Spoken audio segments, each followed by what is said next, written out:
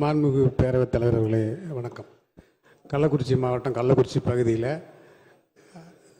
மின் பற்றாக்குறை அதிகமாக ஏற்படுவதன் காரணமாக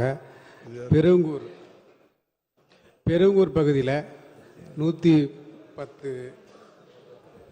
22 kV துணை மின் நிலையம் அமைப்பதற்கு ஏற்கனவே மாண்புமிகு எடப்பாடியார் அவர்கள் ஆட்சி காலத்தில் 3.5 ஏக்கர் நிலம் ஒதுக்கப்பட்டிருக்கிறது. நிதியும் இப்போ நீங்கள் 2022 நான் ஏற்கனவே மனு கொடுத்துருந்தேன். அப்போ நிதி ஒதுக்கீடு செய்யப்பட்டுக்கிறதுன்ற சொன்னீங்க. இப்போ நம்ம சடையம்பட்டில் தான் மெயின் இதாக இருக்குது. அதுலேருந்து பிரித்து தான் நம்ம பெருங்கூர் கேட்குறோம். அது பிரித்து கொடுத்துட்டா அங்கே இருக்கிற சிக்கல் மின் பிரச்சனை தீர்க்கப்படும்.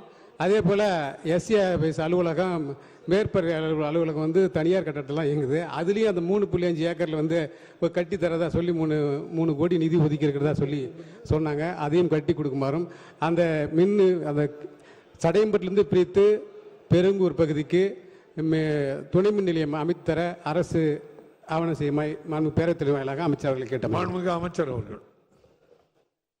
மாண்புமிகு பேரவைத் தலைவர்களே, கள்ளக்குறிச்சி மாவட்டத்திற்கு 3 புதிய துணைமின் நிலையங்கள், அதிலே மாண்புமிகு உறுப்பினருடைய கள்ளக்குறிச்சி தொகுதியிலும் ஒரு புதிய துணைமின் நிலையம் அடங்கியிருக்கின்றன.